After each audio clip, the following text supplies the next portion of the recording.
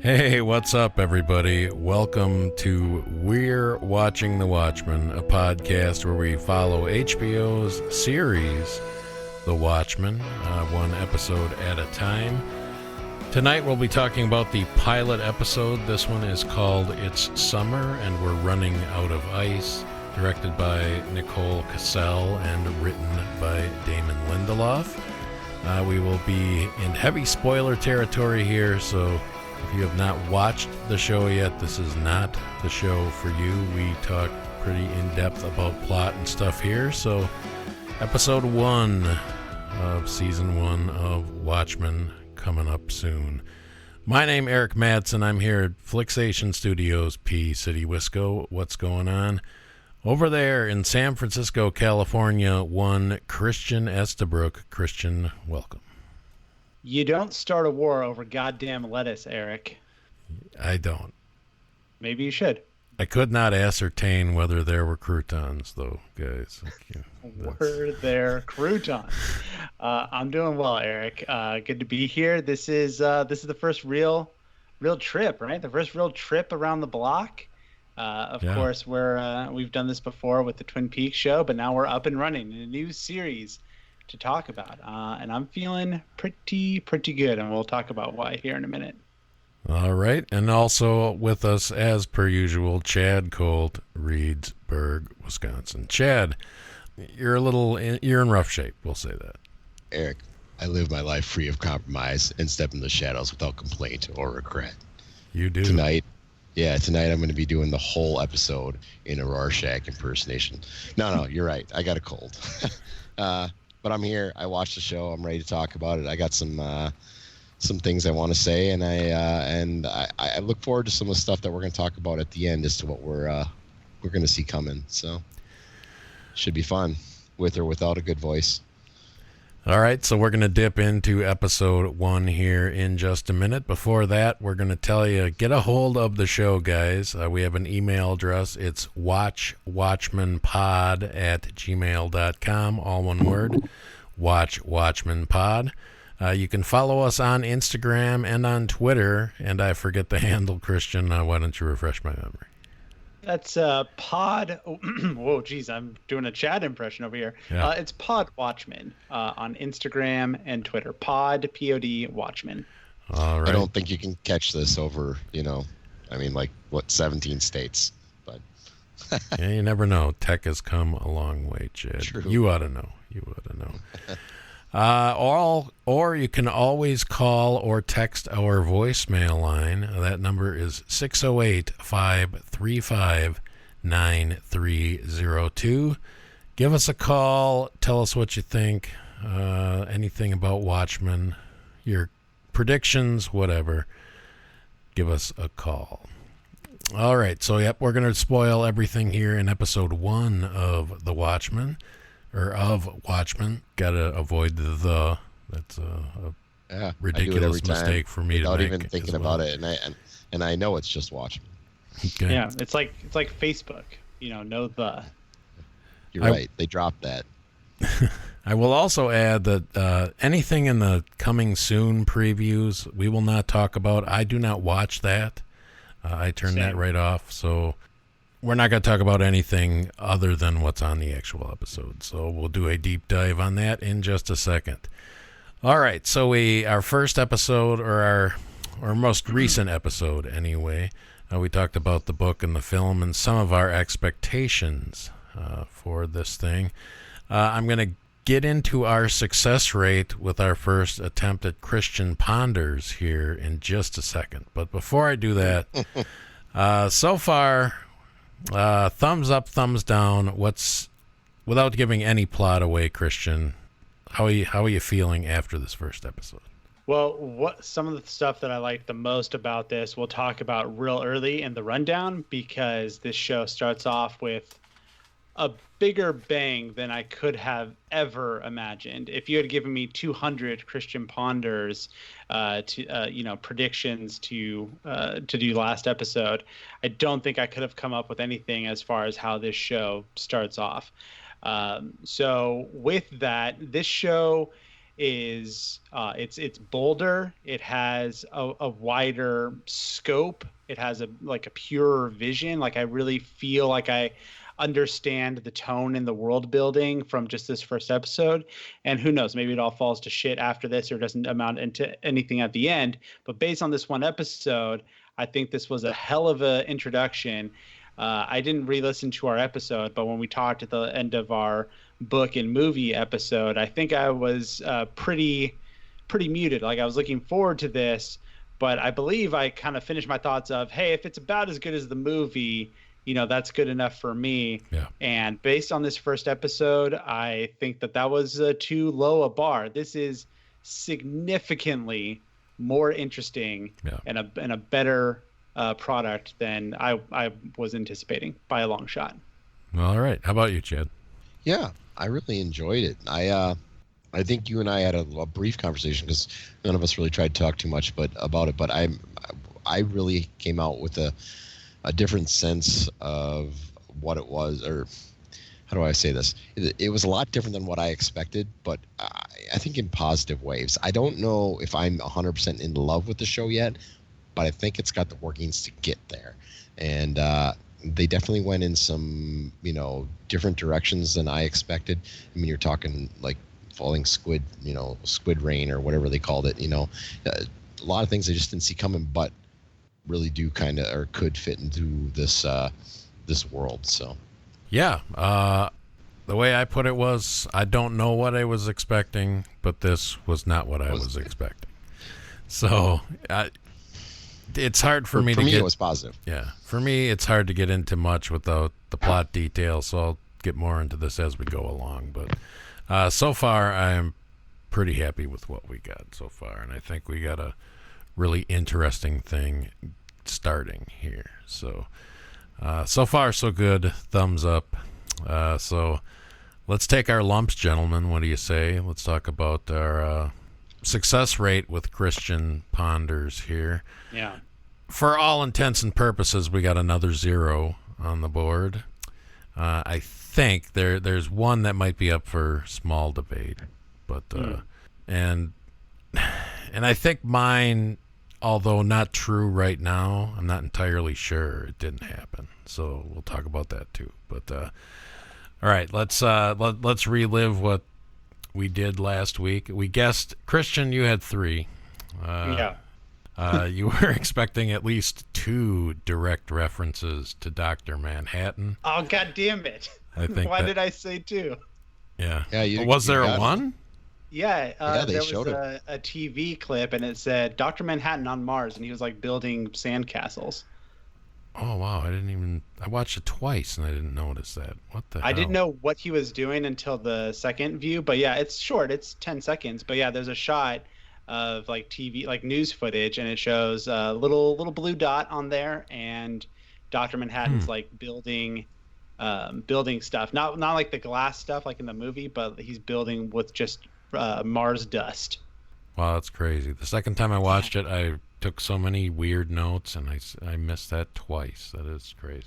So, okay, well, you said 2 specifically, so wrong there. You called for 2 dick shots. I don't think that was that bold a prediction, but thankfully these guys aren't going there. I said squid shots, I believe. Oh, you did? Well, okay. And you thought, now I don't know, I guess I don't know that this isn't true. I didn't catch anything, but you called specifically for some book-worthy or book-noteworthy dialogue to be like specifically quoted in here. Did that happen? Yeah, well, I would say so. Okay. The 7th Cavalry. Sorry, I have trouble with that word. The video. The guy on the video, he gives basically the Rorschach speech, but he like changes it a little bit. Right. And that's kind of what I was expecting, like a book quote, but change it, a little bit, like a little twist on it. So okay. I think I hit it with that one. Where would he have gotten that? Was that written in the journal? Yeah, it's a great question. I was like, how does he know the Rorschach speech so well? Did he read Alan Moore's Watchmen book? Like, what? Where did he get this from? Okay, so that's one of three. That's better than I thought we did. And Chad, yours is probably a no at this point, like mine. It is. But I think it's a no. it's not, it's not out of the realm of possibility this would end up being true for the first episode. There's got to be a reason they're all following Rorschach, because in my mind, it's maybe that's their doctrine or something. Sure.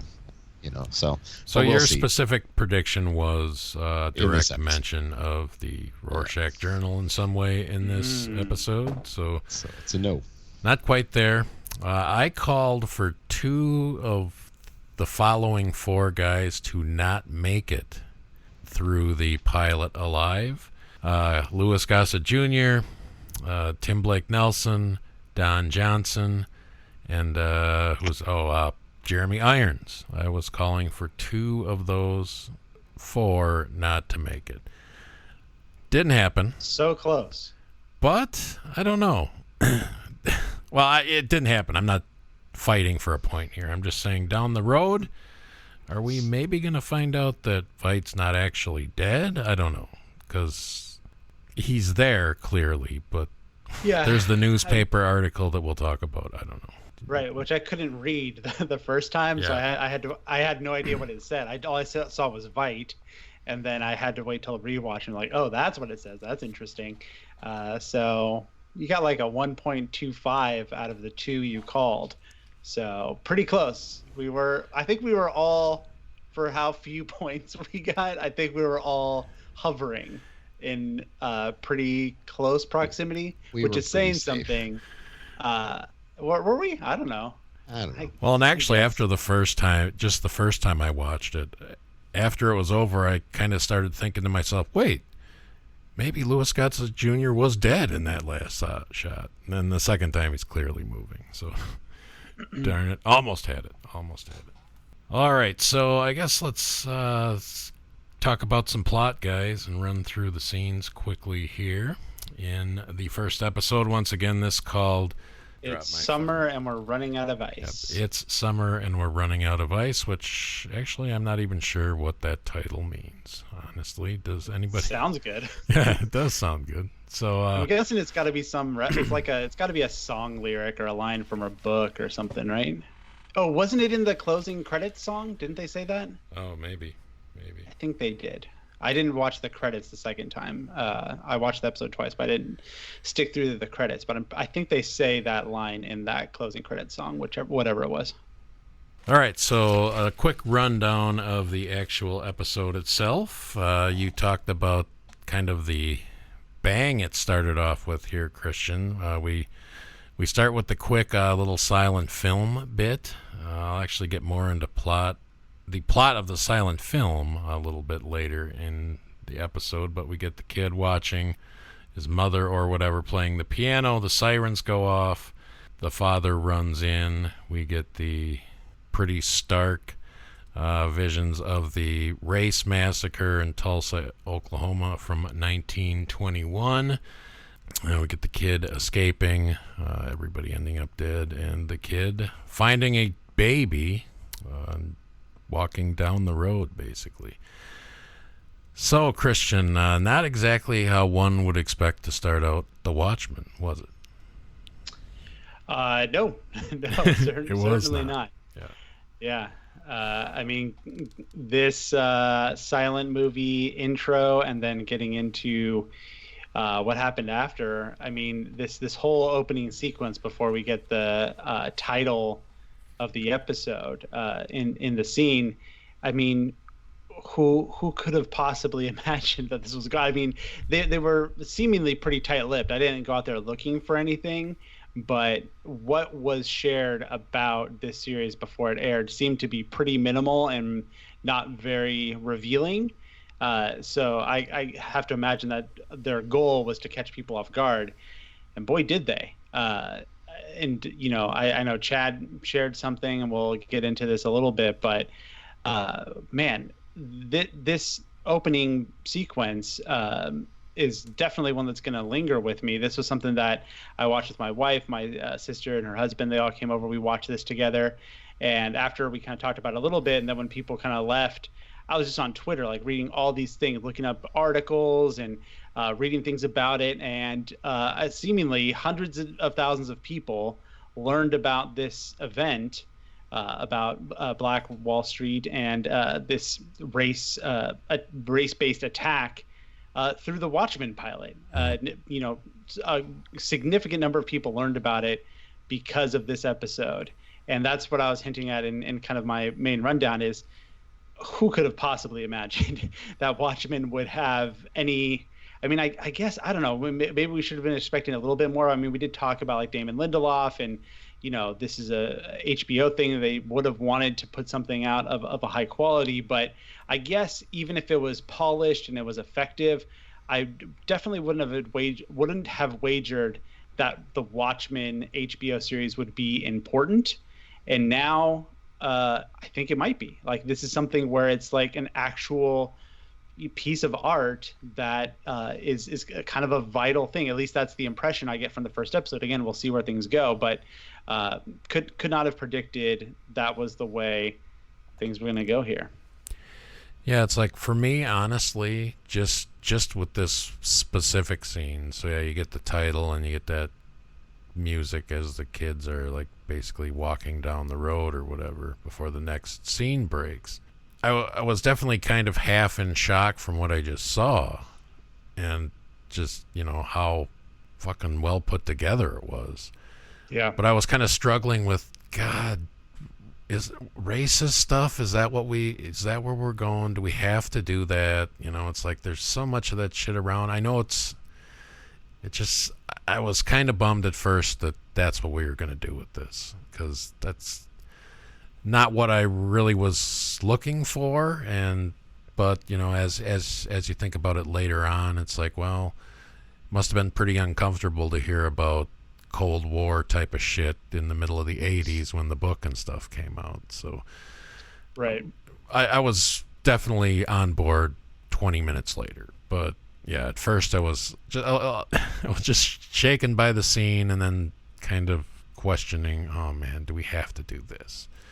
So that's where I was at after this first scene.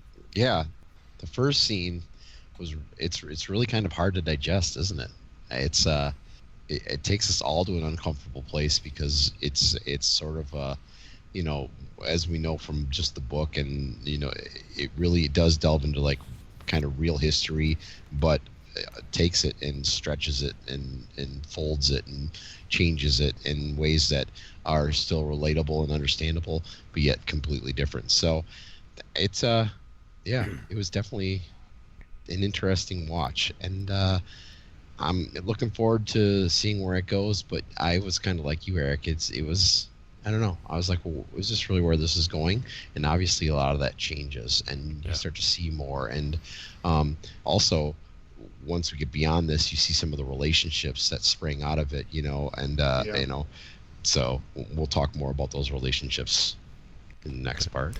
Yeah, I'm curious what you guys are saying about responding to this changes as we get some of the other elements of the episode. Real quick before we move on from this intro, we record this on Tuesdays, so I've sat with this for about 2 days now, and I was really wowed by this initially, but I'm growing on it more and more, because thinking about Watchmen and what Watchmen is on a macro level, it's kind of a brilliant move, because like Chad was mentioning, Watchmen deals with real life events, but often turns them on their head or does this alternate history.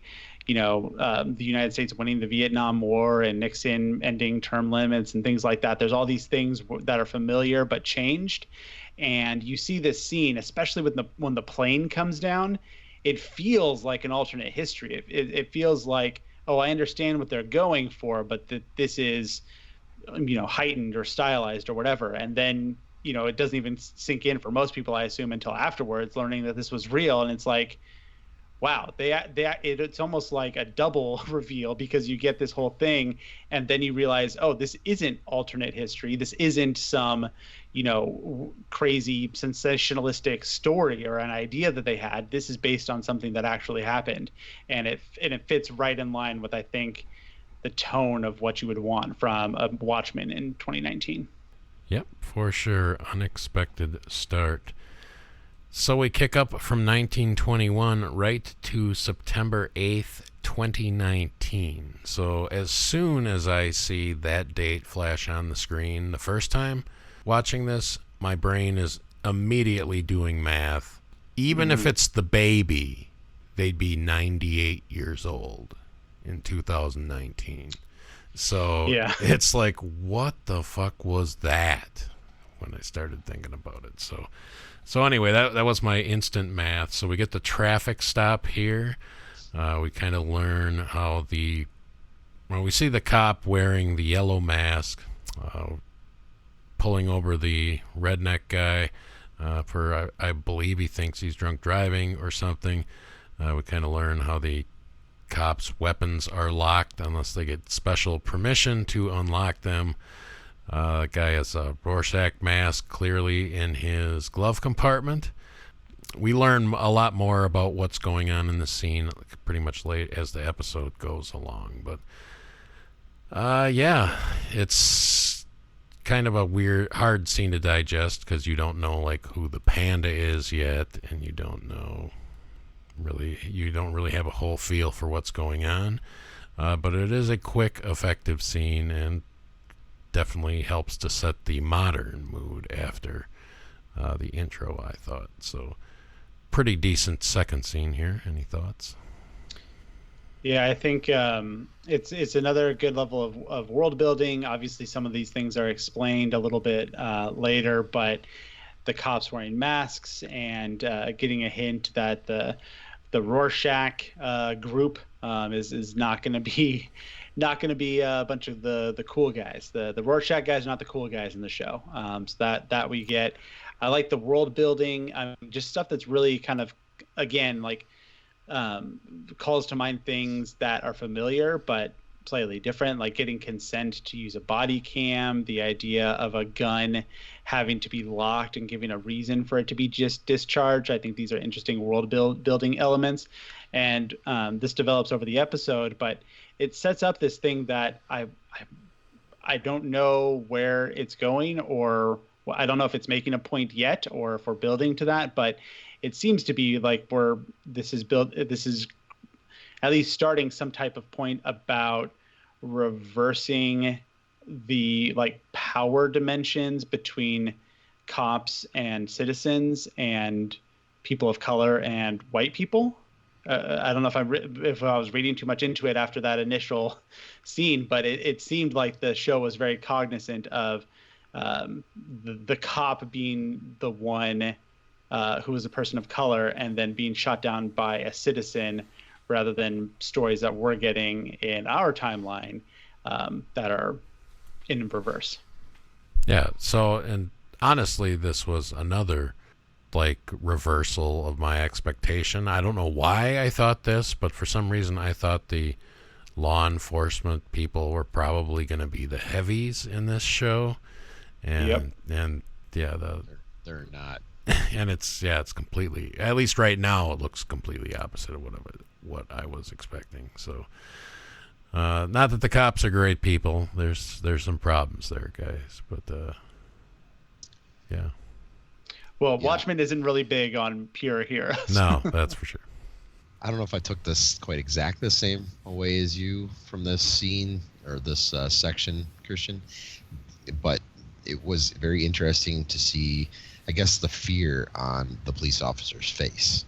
It was sort of a, in that sense, it was a very reverse juxtaposition because of the simple fact that he felt terrified. You could tell clearly just by listening to how he was, adamant about, get me my gun, give me access to it, unlock it, and then it didn't work, and he's just frantic, and that's when he gets lettuce all over him. So yeah.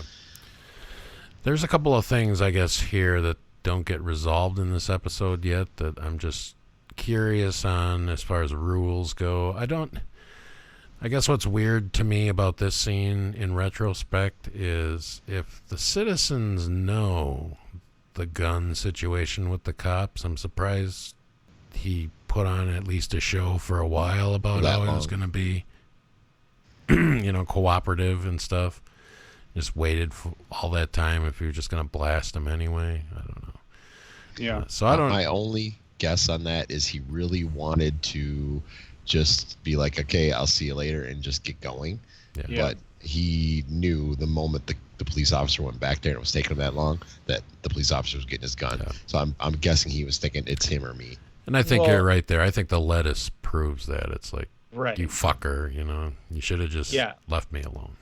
Yeah. Exactly. I wasn't sure. I think on the second watch it came into a little clearer focus, but I'm pretty sure what that is symbolizing is that this was like not unlawful, but like an unnecessary, pulling over of someone, and this guy really wasn't doing anything wrong. He might be a piece of shit because he has the Rorschach mask, so we can maybe make that shorthand, and he killed a cop. That's also, pretty shitty, but he wasn't actually doing anything active at that point, I think is what we're supposed to gather from the lettuce.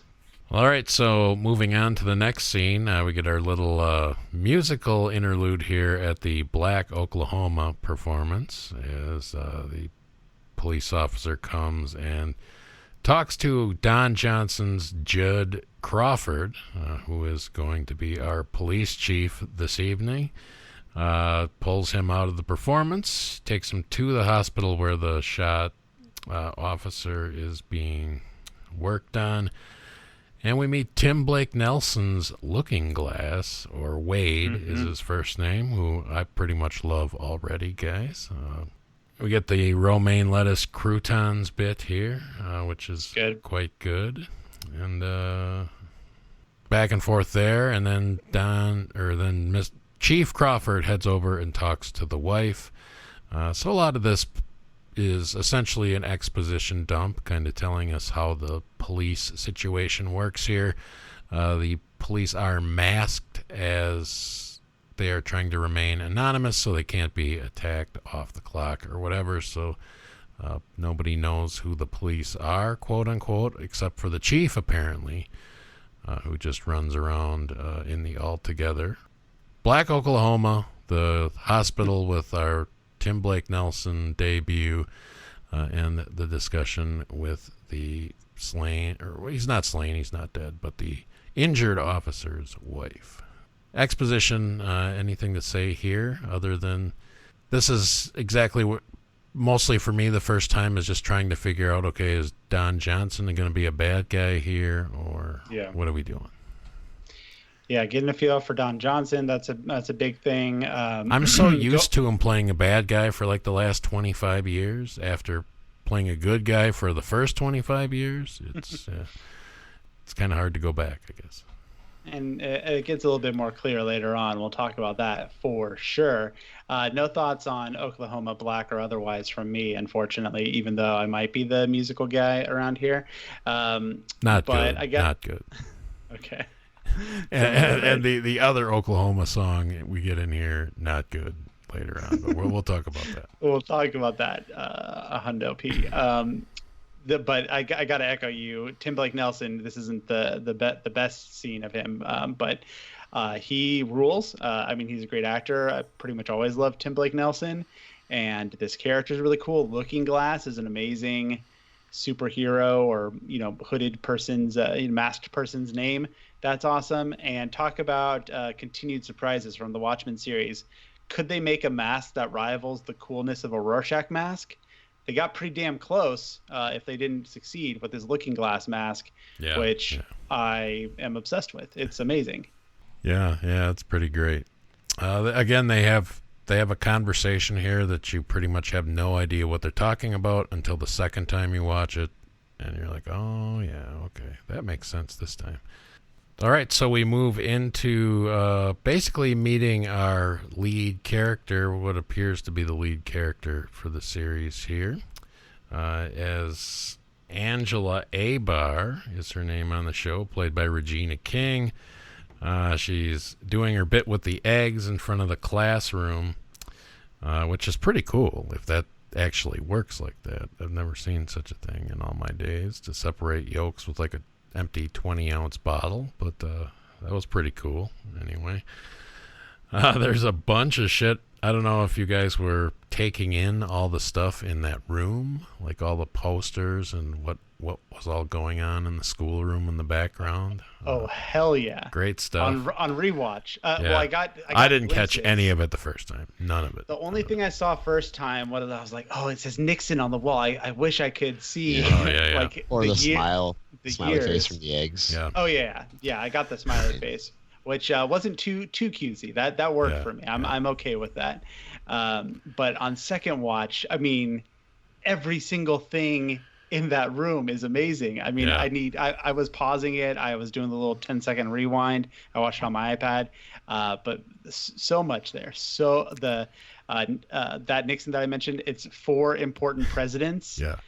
It's George Washington, Abraham Lincoln, Nixon, and Robert Redford. Yeah. Yeah. So, I guess we'll say that in this world, Robert Redford did win the 1988 election, and in 2019, he is still president. So, and that is a play directly from the end of the comic. Yep. So, good connection there. So, that's great. I don't know if you saw, we'll talk about that scene a little bit later, but did you see the Nixon on Rushmore thing? Oh, I miss Nixon on Rushmore. So that's one of the scenes that flashes by in the pod. Is it flashes to Mount Rushmore, and instead of Grant on the end, it's Nixon. So fucking awesome. Good stuff. We'll get to that. We'll get to that in a minute. But otherwise in this room we got a giant poster that says Squid Anatomy on it. Angela talks about how she used to live in Vietnam and was a police officer, moved to the U.S. and was a police officer, and her family was attacked because they knew who she was. So she retired and became a baker. And we get the kid that asked if she used the money from referdations, whatever the hell that means. I mean, I understand what it's metaphorically talking about. But reparations. But redferdations. Whatever. Yeah, but I'm guessing it's a play off of the word. You think he was actually trying to say?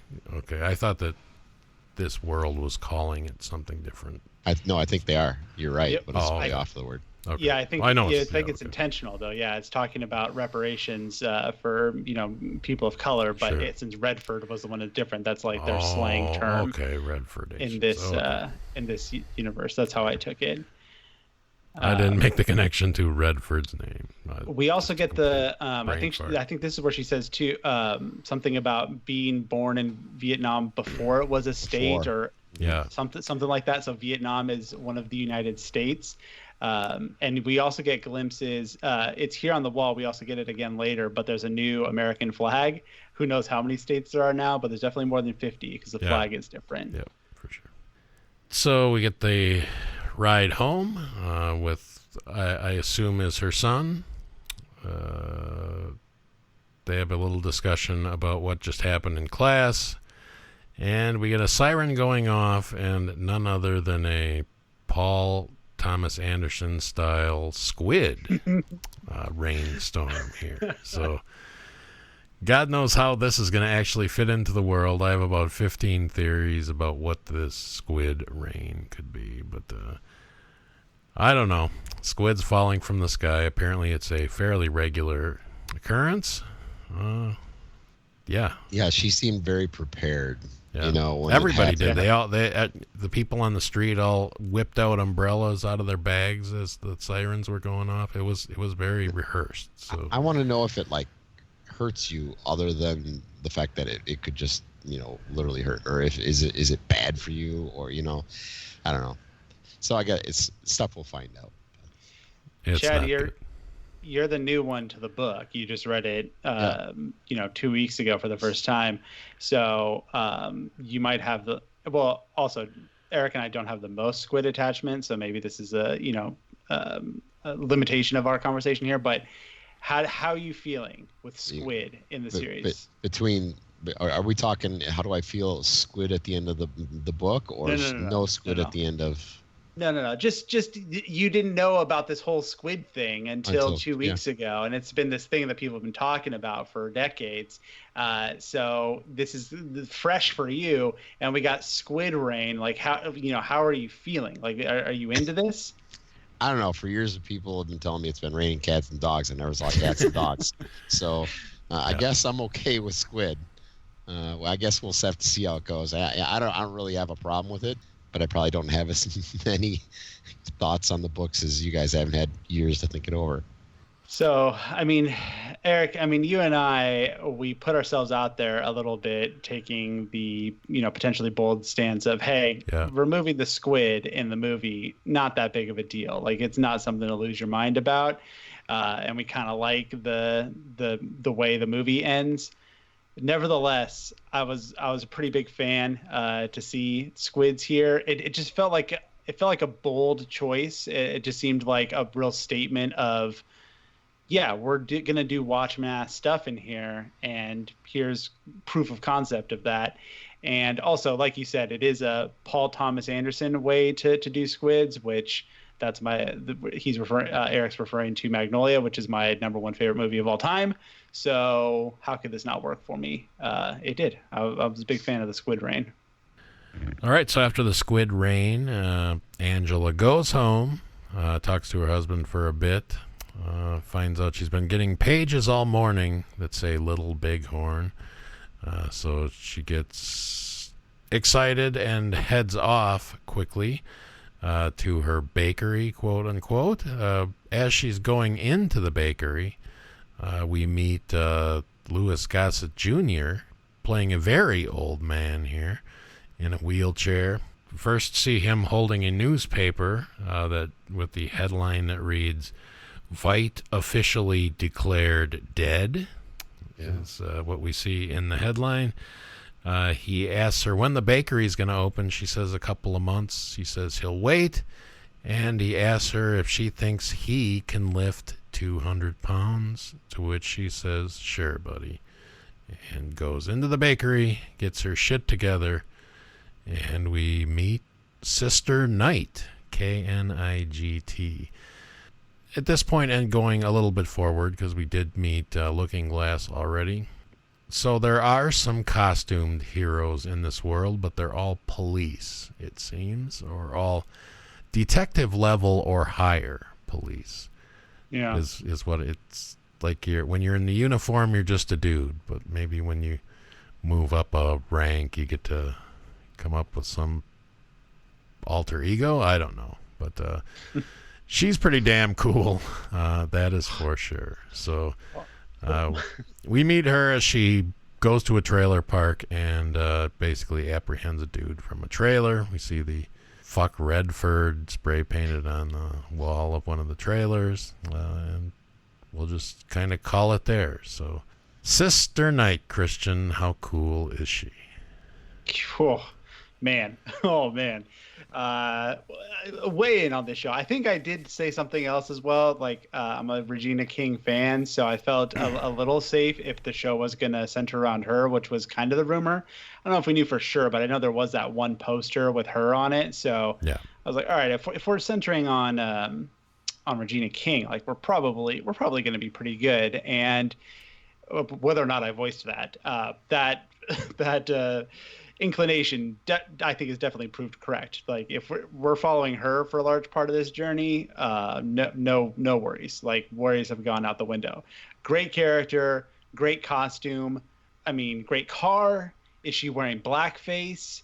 Like, is that a comment on something? Like, I don't know. But she's amazing. King is the queen here, man. Like she absolutely rules, and I hope the show doesn't skimp on the Regina King / Sister Knight going forward. Another great name too. We got Looking Glass, we got Sister Knight. Big fan on both of those characters. The design, the name, the shot. I don't remember when it happens. I don't know if this is in your rundown, but when she like gets that gun from her bed, like she just has so many cool moments just in this one episode. Oh, it couldn't be more of a fan of Sister Knight based on this introduction. Well, I like the fact that in 2019 people are still getting paging messages. But yeah, that's weird. Yeah, and like what did it say, Little Bighorn? Yeah. And she had to go. And my first question that I had there was, she's like, I got to go to the bakery. So she goes to the bakery, then she's got this like area she goes into and yada yada. Like, does the husband even know at that point in time Like, does she know who she is? Because these people are all trying to keep secret. They're trying to keep their families safe. So, Right. and I'm not sure even towards the end, was it 100%? Like, she's like, here's a gun, protect the family. We'll get more into that part later. But at this point in time, I'm thinking he doesn't even know once we get further into this scene. So, a lot of interesting stuff, and she is definitely badass. Yeah. I would say I kind of thought, at least from this first part with her husband, I didn't have any trouble because, well, first of all, the other cop's wife knew all about it. Clearly he knows she's, I mean, I don't know if he knows specifically who she is, but he definitely knows. I don't know. She's He just a says cop or something. it says Little Bighorn. What does that mean? And she just says, I got to go to the bakery, and she leaves. Yeah. And he knows there's no bakery. So. Yeah, I think that'd be a hard secret to hide. What's with the logo on the bakery? Yeah, that's a good question. Oh, and with the pager, I thought Eric had told me this. I don't remember. Again, I didn't know much about this going in, but I could have sworn someone told me, or I read like a little like synopsis or something, and there was something about in this world there's no internet. Does that sound familiar to you guys? No. So I don't remember where I saw it. Look out for it. Again, I didn't do any research or anything for this show before it came out, but I had that in my head. I don't remember where I got it from, but that seems there's no cell phones. There's just a pager. Yeah. And it's an old thing. So like something about technology is different in this timeline, I think. And they definitely act like TV is definitely something that's kind of frowned upon in this world. It comes up a couple of times. So actually, right when she goes to the bakery, she tells them all, and absolutely no TV. Pick up your sister, no TV. And then later on at the dinner table, they're joking about now nobody can watch TV and stuff. So I don't know. There's something weird with TV here too, but we'll get into that maybe as the show progresses. So she arrives to the meeting of the police as they are playing the video from the 7th Cavalry, who's threatening police. The end, something big is happening. We're working on it. We're just everyday people. We're everybody, whatever, all that Rorschach speak. So we get that. We get Don Johnson addressing the cops. We meet Panda, as he really hates giving the cops their guns, and then that connects back to the traffic stop scene where that's the guy that was giving him a hard time about letting him have his gun. So he tells the chief it's a bad idea, but he enacts Article 4, which means all the cops can have their weapons for 24 hours because a majority of them feel threatened. In addition to everything else that's going on here, again, it's just kind of setting some pieces in motion here. I will say probably the unsung hero of this scene, Red Scare, as he's shoving a jelly donut in his face while he's wearing a ski mask. That was pretty cool. Yeah. Trying to figure out what Red Scare's deal is. I'm curious. He is definitely the worst. That's like the worst superhero ever, or whatever we're calling these guys. I don't know if they're superheroes or what, but he's the worst. I mean, he's like worse than Minutemen bad. But yeah. Well, I mean, what's up with Panda too? He's just got like half of a mask, and it looks filthy. Like he's had that same mask for 20 years or something. Maybe it's his good luck mask. Yeah, never washed. All right, so after the meeting, we get Angela and Judd meeting in the chief's office. Did you see the Easter egg in this one, Christian, this scene? Mm-hmm. Under the hood? Under the hood on the desk. Yeah. You got that? So Hollis Mason's book on his desk. They have their discussion. It's not a lot of stuff here other than she tells him that she's apprehended somebody that she's pretty sure is hooked up with the cavalry, and they agree to put the guy in the pod. Well, and how she says it is, "I got a nose for white supremacy, and he smells like bleach." Yeah. Yes. Which I almost used as my intro line because it's a really fucking good line. Yep, for sure. So, what'd you think of the pod, Christian? Pretty great. I mean, I think that was the first time when I was like, oh yeah, this is Trent Reznor going on right here, guys. Yep. As he was playing the music and shit. But yeah, Trent Reznor and Atticus Ross really kicked in there. I'd forgotten that. I knew it was them doing the music, but I'd forgotten it until we got going. I was like, oh yeah, like that's why the music is so good. So that was great. I mean, this is where it really cements that Looking Glass is an awesome character, and sweating through that mask apparently. Right.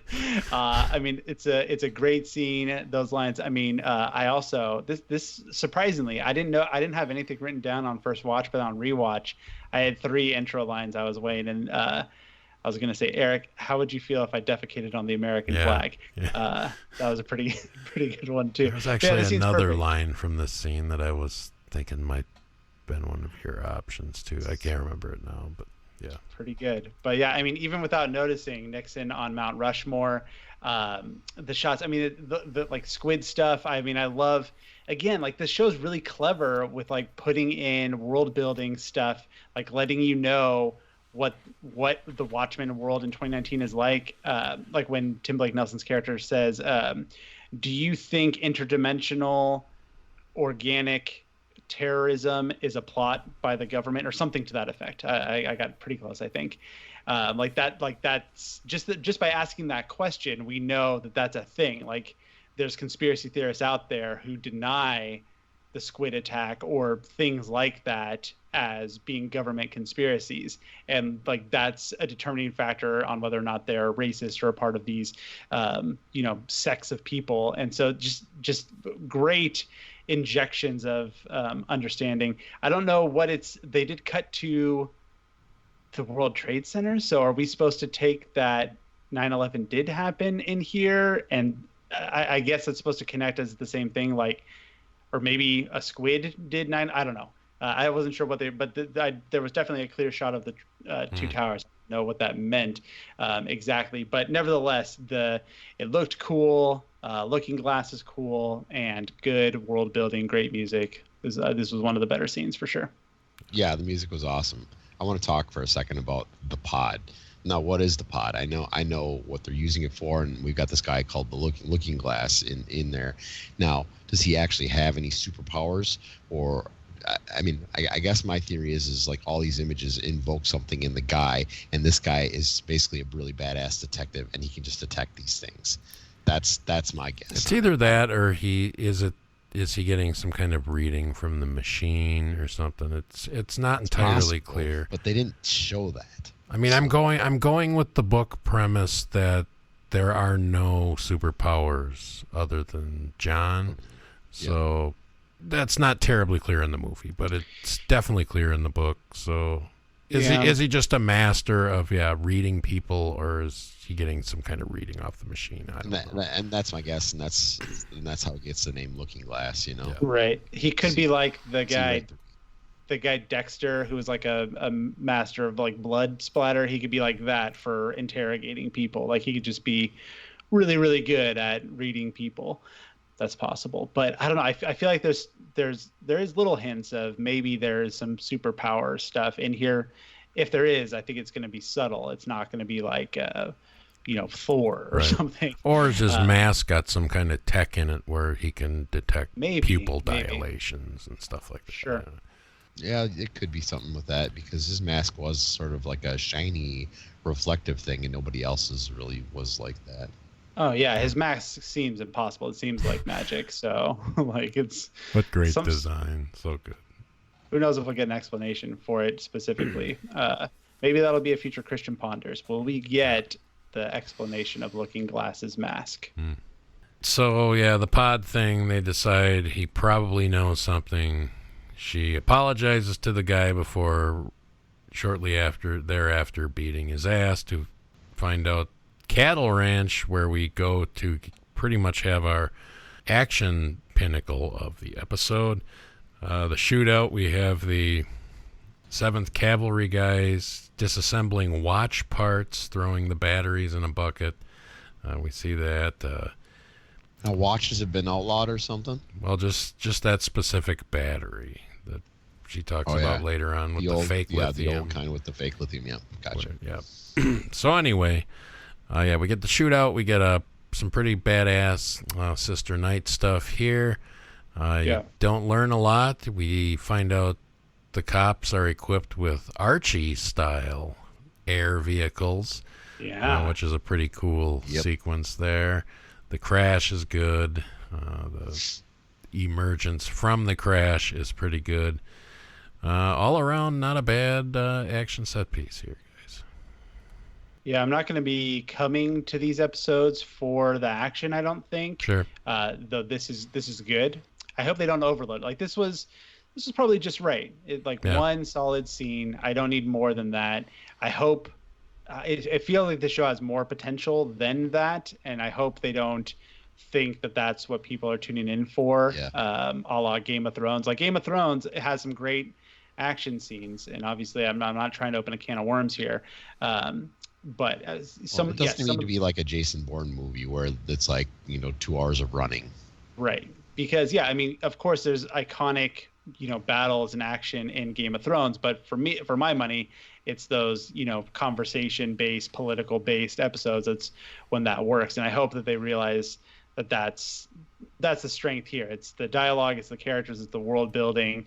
That's what we're here for with Watchmen, not big action sequences. Also, gotta say, in my house, like I said, I watched this with a little group.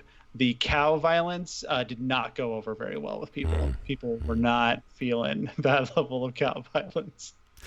Yeah, it was rough. It was a pretty big deal, yeah. Chad, how'd you make out on this scene? I liked it. I'm all for a good action scene. I'm right there with you though, Christian. I don't want a full hours worth of action. Although I feel like we're going to get an episode somewhere along the line. It's probably going to be like that, but hopefully it'll also have some other purposes as well. The one thing I do want to talk about is the Rorschach believers, or whatever you want to call them. Let's talk about their masks for a minute. I mean, I loved what they did with the mask in the movie, because how do you do that? Now, obviously, not everybody's going to have a mask like actual Rorschach, but these masks, I don't know that I'm a fan of them. I'm going to have to look at them a little more. For some reason, every time I see them, it reminds me of like a Insane Clown Posse Juggalo, like, I don't know. It's a really low brow, like, facsimile version. Facsimile. I'm not even sure I don't think they change either, do they? They just they're all different and all just permanent. They're all different, but they look like sweatpants. They kind of dirty sweatpants. Maybe they'll grow on me, but at first I was like, oh, and just being, I think we're all kind of fans of Rorschach, even though he's really not a good guy. Just he's interesting, and I don't know, those weren't. Well, yeah, we talked a little bit in the preview episode about like Rorschach and some of his politics and things like that. Doesn't like liberals or gay people, so there's some hint as far as where Rorschach is going. But I think that could be a connect, because I don't think that the way that this these Rorschach guys, the what is it, 7th Cavalry? Yeah. I don't think they're meant to be like a pure follow through or continuation of Rorschach. Oh, no. Yeah, bastardization. Right. So exactly. So that bastardization, I think, is also carrying down to their masks. Like, they don't really look like him. Like, you recognize them as Rorschach masks, but it's not really the same. And I think they're doing that on purpose there. But who knows? Maybe, I don't know if there's going to be any other Rorschach, influence, or if there's other interpretations of Rorschach or anything. I'll be interested to see if that's something that's gotten into. But yeah, aesthetically though, they're ugly for sure.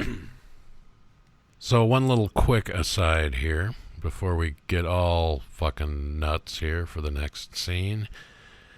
This is one benefit that I kind of ran across, and I should have made this connection before, but one thing... So I regularly suspend my subscription to HBO when there's not a current show running that I'm actually watching. And sometimes, a lot of times there's always one running, but instead of paying $15 a month, I'll wait till something I really want to see comes on, and then I'll catch up on all the other stuff. Like, I'll probably burn through season 2 of Succession and stuff while I got HBO on right now. And so I did the math. I worked it out. If I got the free week, I would get away with only paying for 2 months, just like exactly. Yeah. If I got the free week. So I had gotten the free week through a number of email addresses over the years or whatever. So my way around it this time was I actually signed up through Prime. So I got it through Amazon. So I got the free week that way. But one thing I love about Amazon now that none of the other players that I know of do is whenever you pause it, any movie or TV show on Amazon, whenever you pause it, you get the cast list for the people on the screen at the time. So you're actually watching it through Amazon as well, huh? You can use HBO Now with the Amazon subscription, but I was actually just watching it through Prime, and I was like, oh yeah, because Prime's got that. Because I'd hit pause to try and catch up or something. I was like, oh yeah, that's got that. So basically, this scene is where I paused it to learn that the woman flying the Archie thing, her name is Pirate Jenny. Yeah. So another good name. Yeah. So it's got some great cop heroes here, but yeah, watching HBO through Amazon, especially a show like this, it's pretty great because you can always see who's on the screen at any time by pausing it and looking at the bottom of the screen. That's pretty fantastic. I will try that. So let's get weird, guys. Let's get weird. Hell yeah. Adrian Veidt. What the fuck is going on here, guys? Okay, this ain't Antarctica. That much I can tell you. At least I don't think it's Antarctica. Who knows? Yep, who knows? So, I mean, I don't know if the general public, well, I don't know. That's weird. I assume most people watching this know he's playing Veidt. So you see him. You kind of wait. House. Okay. The 3 people I was with had never read the book or watched the movie. They haven't read the book. They had all seen the movie, and they were like, someone asked something. I was like, oh, that's Veidt. That's Ozymandias. And they still didn't know. I was like, oh god, like one of the main Watchmen, the one that's not Rorschach or Dr. Manhattan. Yeah. Like, oh, the other one, that guy. And I was like, guys, come on, you're killing me. But yeah, so that went over everyone's head. Okay. So anyway, at least we know what we're about. Well, we don't know what we're in for, but okay. Yeah. Here he comes. Here comes Adrian Veidt. So yeah, he's basically lives in this castle. We see him sitting at the table, typing something naked while getting a thigh massage. We didn't look like that at first. Well, no, it did not. We see 3 different servants here, all calling him master. We get kind of focus in on his 2 main servants as the girl is massaging him. The guy gives him his clothes. We see it's his anniversary for something. What exactly we don't know. The cake. There's the weird thing where he asks him, "Should I cut the cake with a horseshoe?" I don't know what the hell's going on there. I mean, these 2 servants are just completely weird anyway. Fucking weirdos. They're super happy all the time. Doesn't look like Veidt's got too much touch here with reality. So he tells them about the play he has written. He wants them to star in it when he's finished. And it's called The Watchmaker's Son. Of course, we know who the Watchmaker's son is. So, yeah, pretty weird, Christian. Pretty fucking weird. Is he alive or dead and living in some weird world? I don't know. What the fuck is going on here? I feel like we could do all Christian Ponders based on Adrian Veidt. I feel like that's totally in play. So I have no idea what the hell is going on here. None whatsoever. Is this still one of the best parts of the episode? Absolutely. Like, I found this so entertaining. The thigh massage, the horseshoe. It was all really, and I mean, Jeremy Irons. We said this on the preview. Perfect casting. Perfect. Yeah.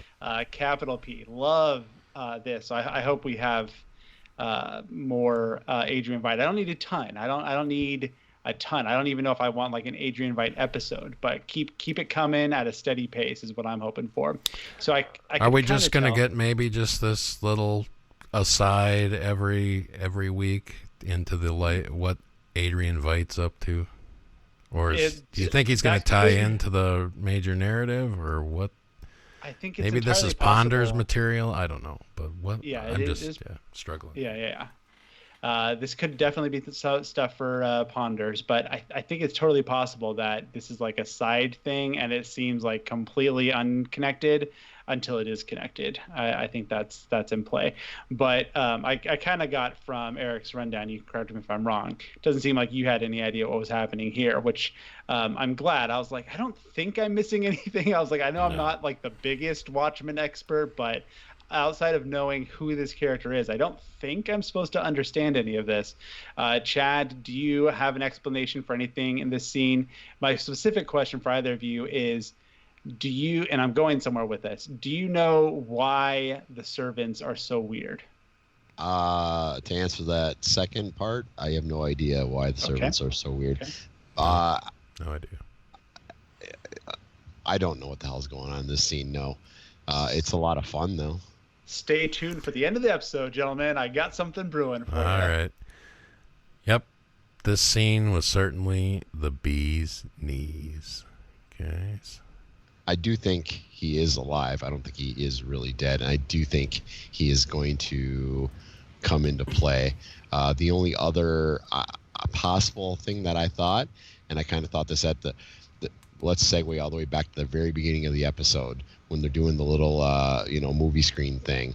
I was wondering if that was going to become like the pirate thing in the books. Maybe Adrian is the pirate, you know. You know what I'm saying? Wow. Like within the movie. So that's my only good, thought. Chad. That is good. Chad. Oh my gosh, that is wow. That's the smartest thing anyone said all episode. Well played. And I'm sick. Yeah, no, nailed it. That's a great pickup. I hope you're right. Yeah, that would be great. All right, so we're back. Put that on as my ponders.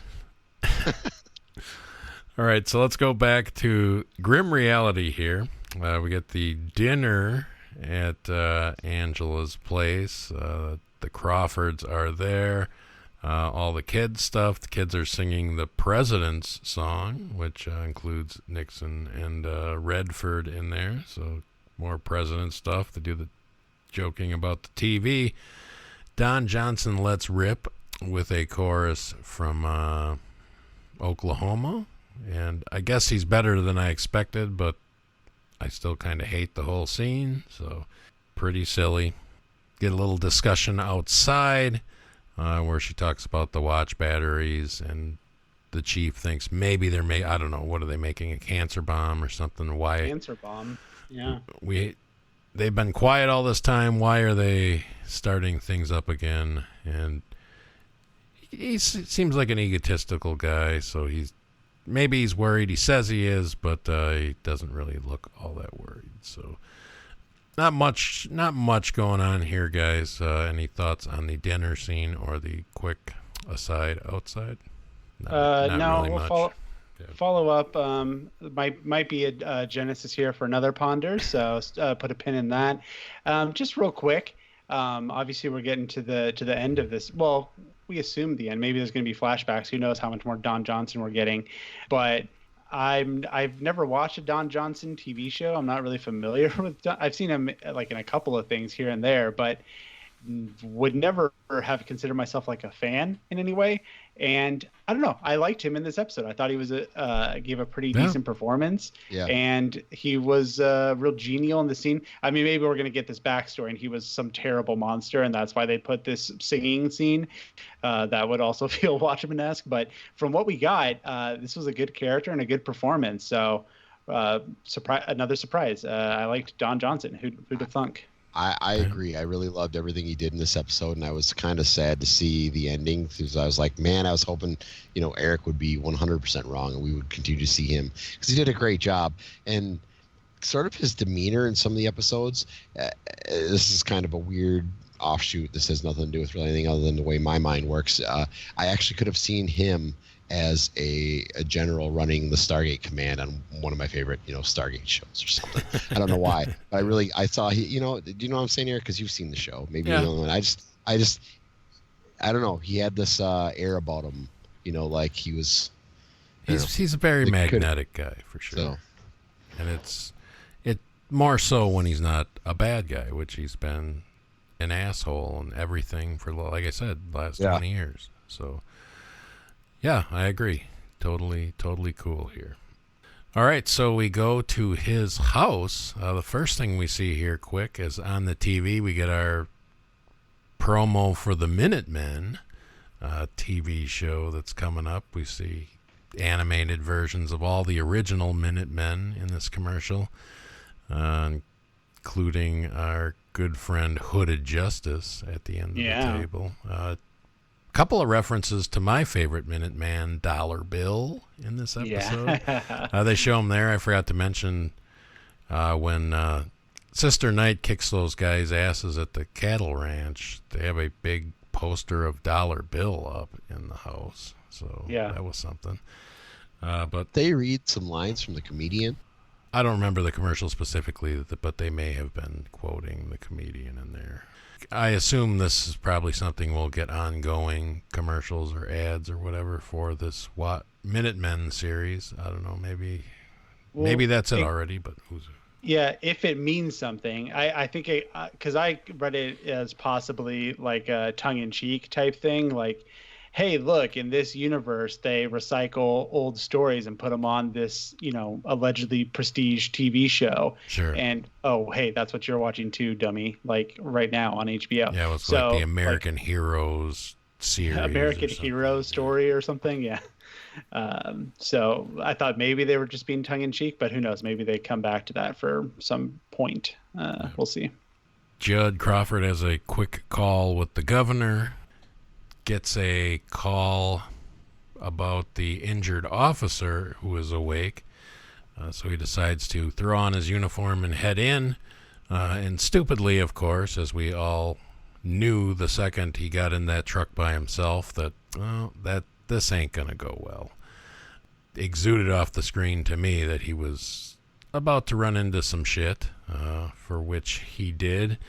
One thing that's funny is he's listening to a radio show where the guy on the radio is like bashing the president, who he calls the Sun Dancer in Chief on the radio. So apparently he still runs the Sundance Film Festival in this world or whatever. So hopefully there's that. And see his vehicle hit the tire stripe, or the whatever you call it, tack strips, blows out his tires. We see a light flash. And we switch to some hot action, guys. Regina King and her husband getting it on.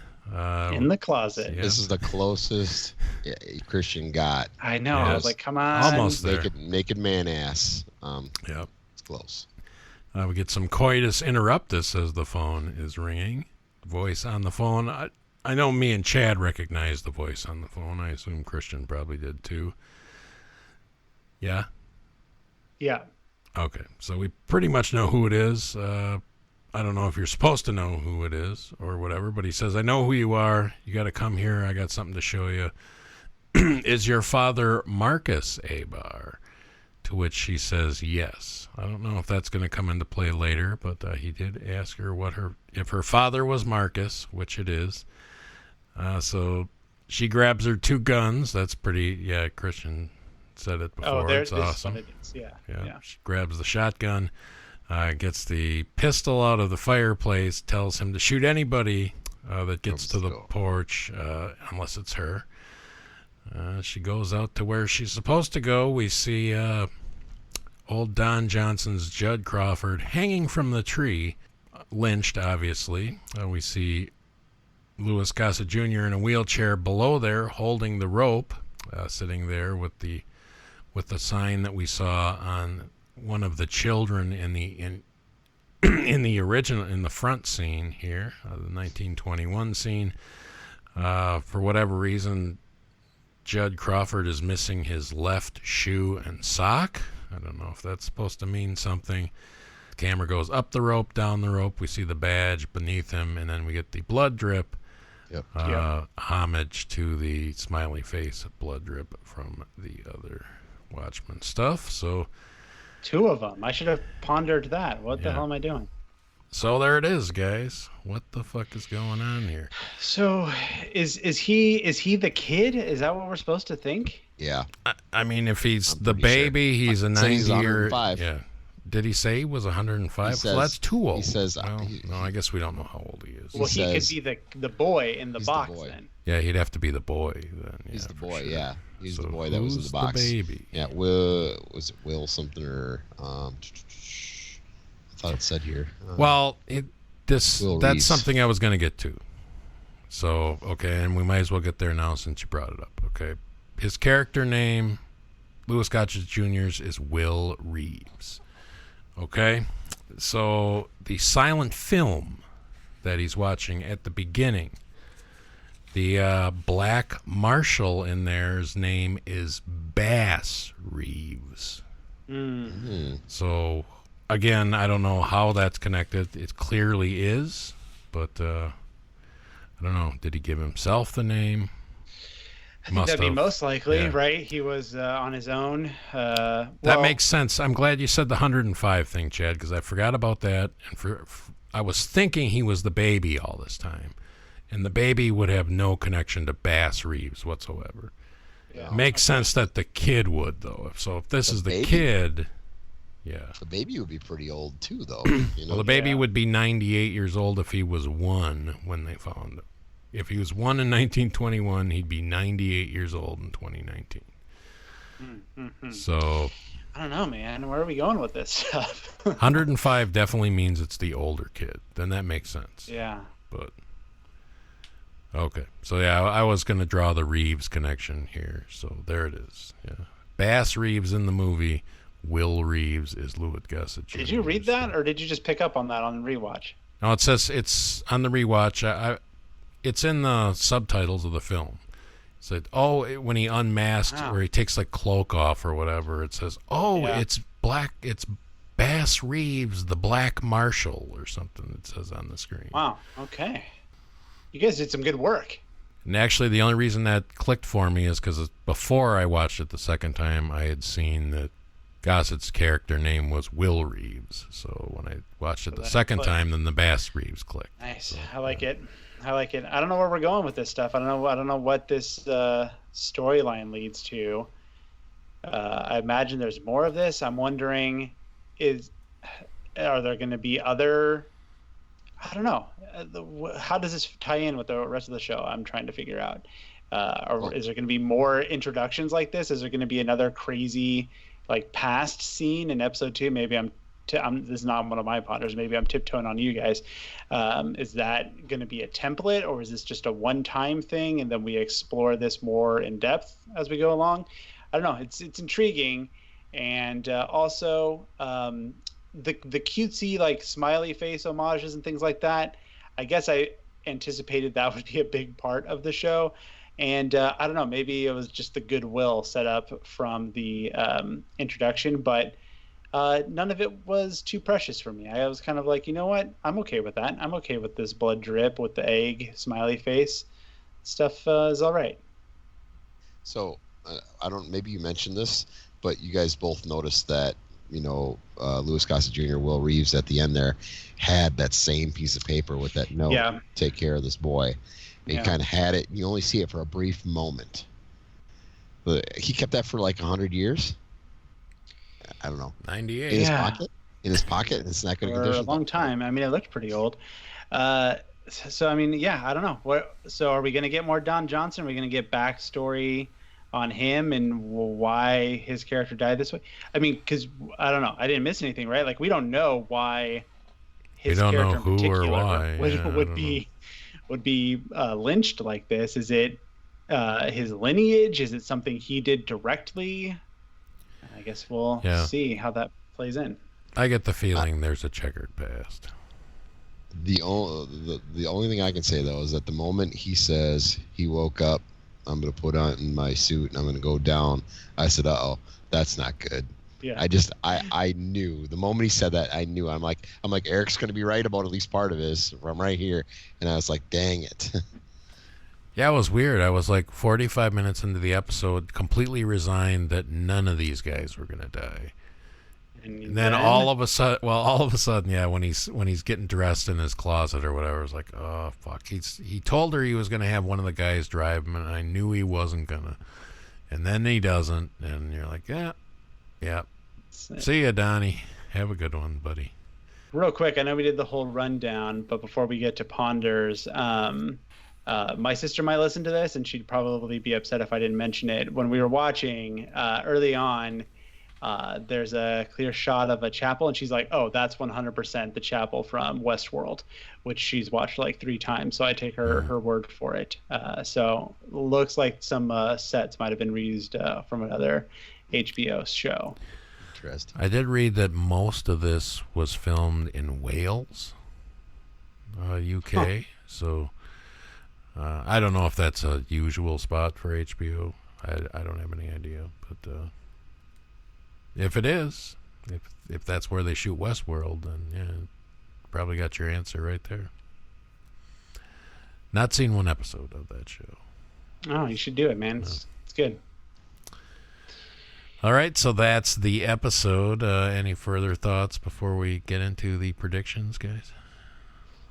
No, it's good stuff. Intrigued. I think it goes out on a decent note. It's more questions, more surprises. The cutesy homage thing that's not obnoxious. So very interested in where this goes from a few different directions. I like all that stuff. I think it's pretty great cast. I didn't see any of these guys coming.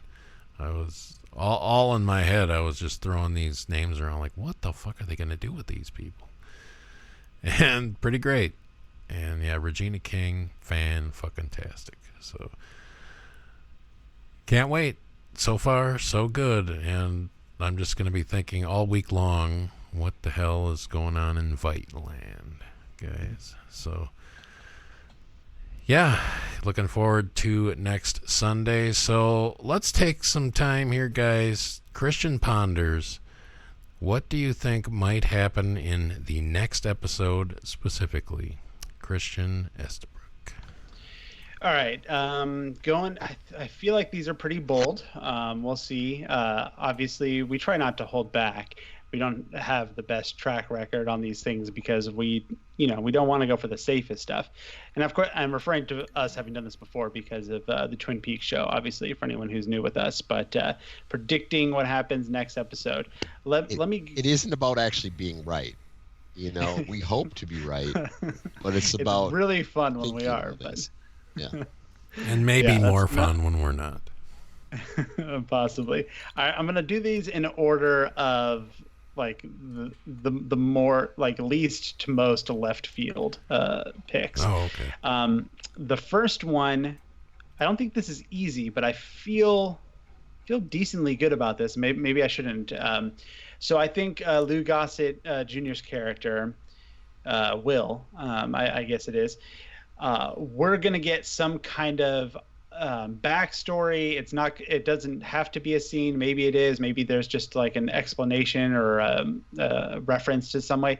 But this guy had a mask at some point. He was some kind of super or masked person, whatever we're referring to these type of Watchmen characters. But at some point in his 105 years, he was a mask person, vigilante, good guy, bad guy, I don't know. But he had a mask, had a name, whatever. He was one of those types of guys. That's the first one. Okay. My second prediction I like a lot. Couldn't think of anything else better. I'm hedging because I don't necessarily think it's going to be the next episode specifically, but I think it's going to come. I think that we're going to get some information about something. So the 7th Cavalry, right? They're some kind of cult. They're preparing something. They're activated. They're getting these batteries together. There was that conversation that Eric mentioned about like why now, what's going on now. I think we're going to get a reveal of some type of date-based thing. They're preparing for a specific date, or maybe even some kind of numerology, maybe something having to do with the journal. Going back to that, I'm not sure, but the reason why, maybe this is a really random thing, but when the episode starts, when we get to 2019, it says very specifically September 8th, 2019. Yeah. And I kept thinking about that of we must be building to some like specific date. Like they don't want you to just know it's 2019 or it's present day. Like I think we're going to some specific date, and I think that has to do with whatever the Rorschach guys are building to. So that's number 2. Again, I'm not sure this is going to be an episode 2 thing, but like I feel pretty good about that. But maybe that's later down the road. I don't know. We'll see. The last one. This is all the crazy eggs in one basket. Or that was a bad metaphor. All right. So Vite, we got these servant guys and gals, and they're all super fucking weird. They don't act normal in any way, shape, or form. And I couldn't stop thinking about this for 2 days. What is with that horseshoe? Is it a reference to something? And then watching it a second time, I was like, this person doesn't seem to understand like just normal interactions. Like he doesn't seem to be, he doesn't seem confused as why he would hand someone a horseshoe to cut a cake. And then I didn't notice this the first time either, but when Vite takes a bite of the cake, he makes his face. There's something wrong with that cake. Like that cake is not good. It's off in some way. Oh. So these people, there's something up with them. It could be an assortment of different things. But I'm going to call my shot. I'm going to go way out there, and I'm going to say Vite created these people. He made them, or in a lab or something. But these are products of his in some way, shape, or form. Honestly, I don't think that's that far out in left field, man. Really? Okay. I didn't really think that, but you're making a whole lot of sense right now. So. And maybe this is like bonus points. Maybe that like has to do with the anniversary. Like maybe he cracked the code on how to do this type of thing. What was it, the 28th anniversary or something? Maybe he figured out how to do that 20 years ago, and that's what they were celebrating. That's what I got. All right. Good. Chad, Christian. All right.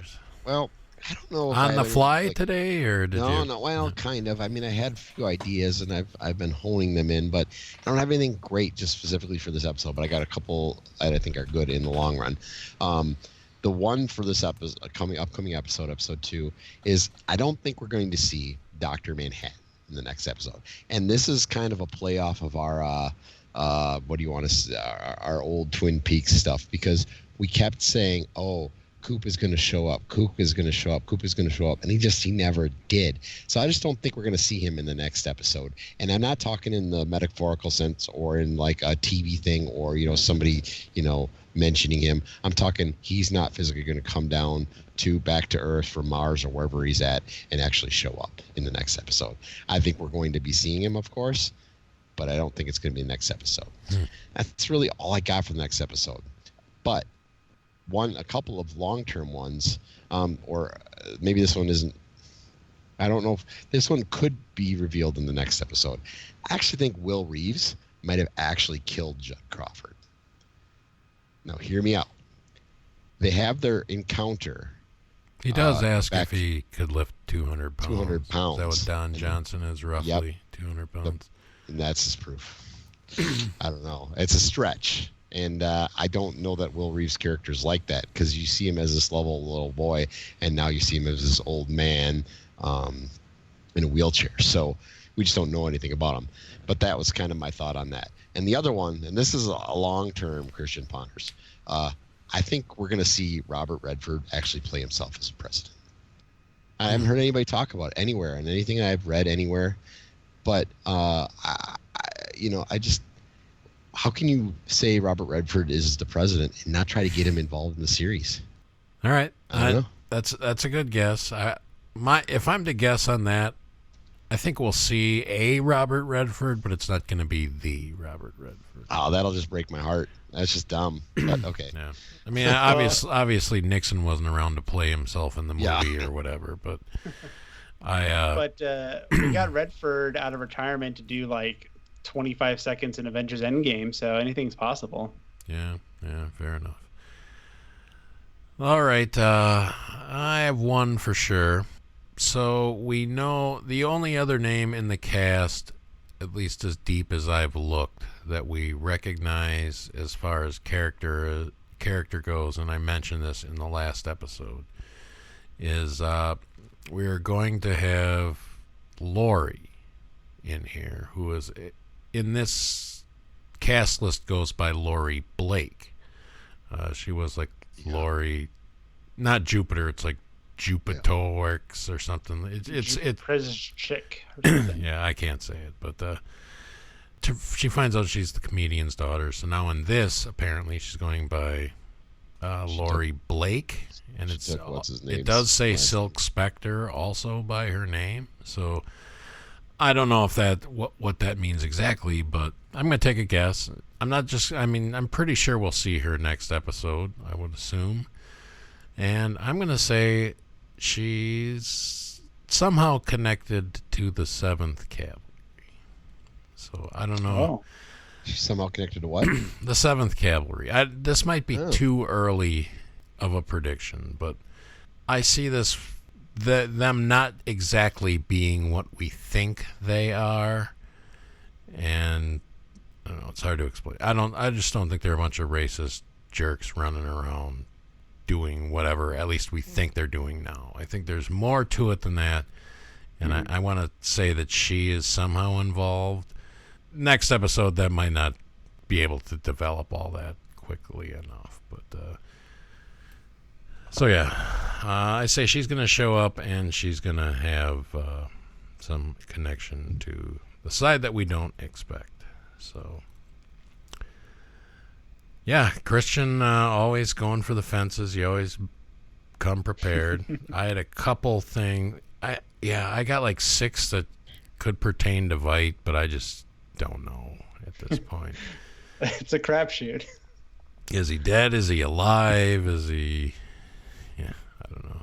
I mean, Chad's thing so good. Is he causing the Squid rain just to keep people remembering what could happen? I don't know.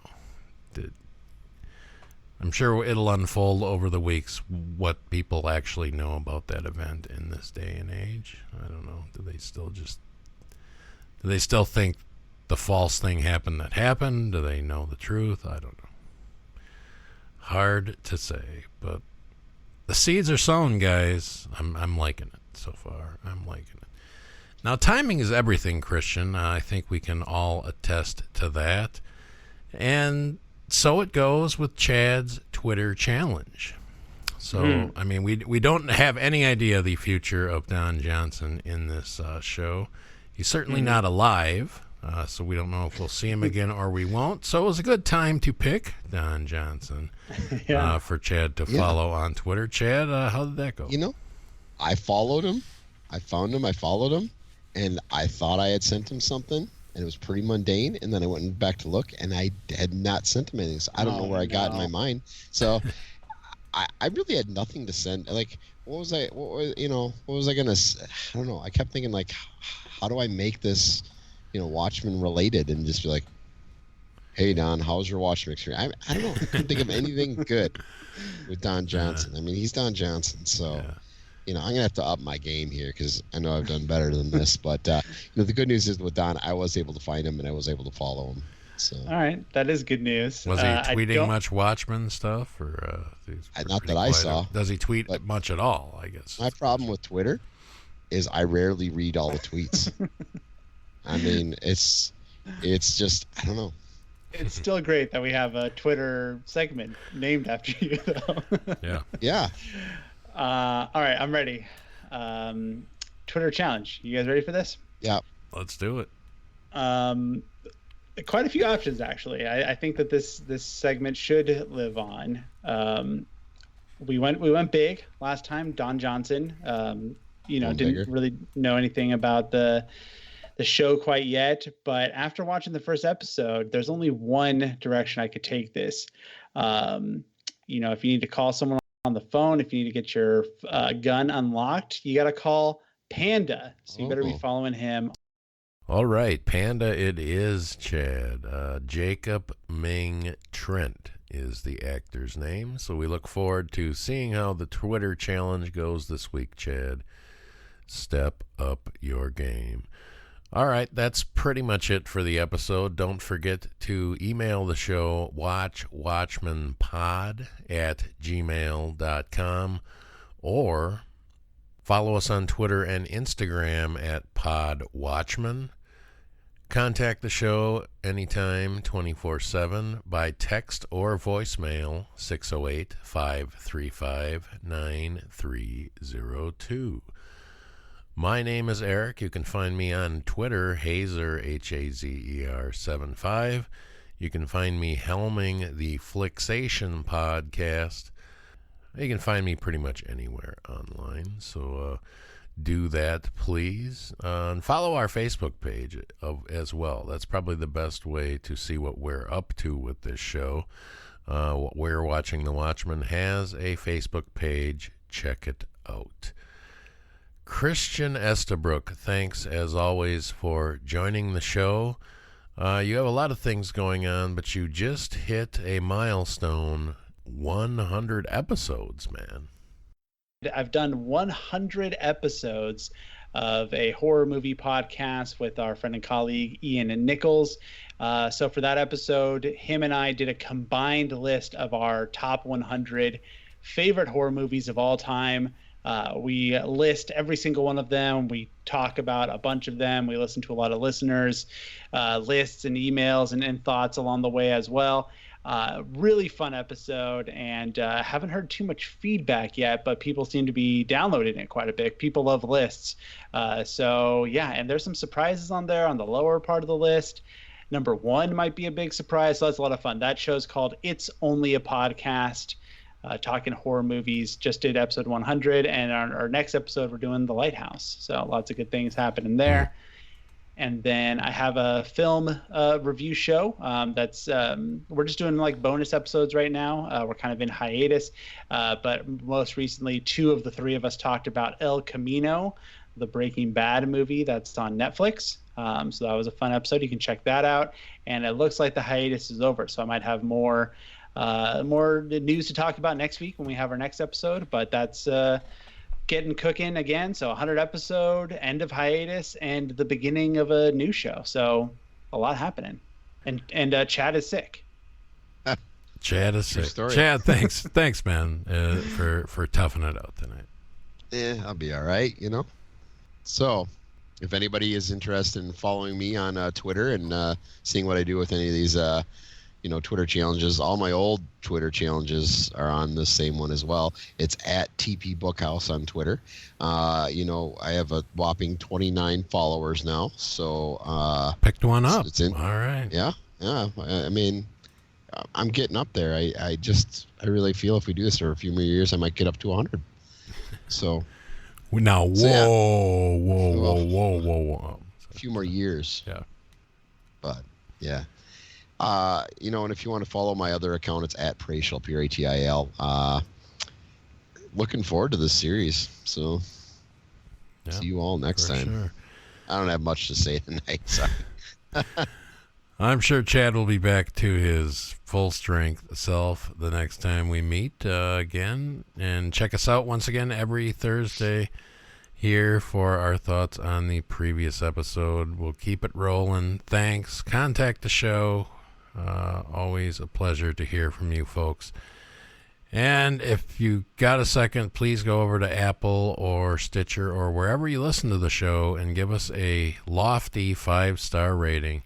That would help us out immensely in the history books of podcasting. So please do that. Thanks, everybody. We'll catch you in a week with episode 2 HBO's Watchmen. Thanks, everybody.